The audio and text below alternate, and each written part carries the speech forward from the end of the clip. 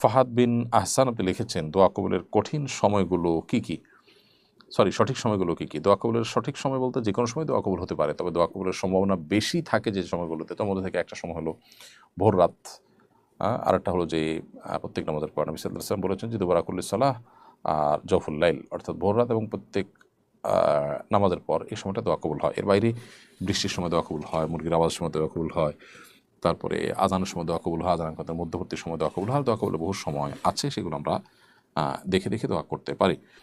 এরপরে মহসিন মিথুন আপনি লিখেছেন ফুটবল খেলা কি হারাম?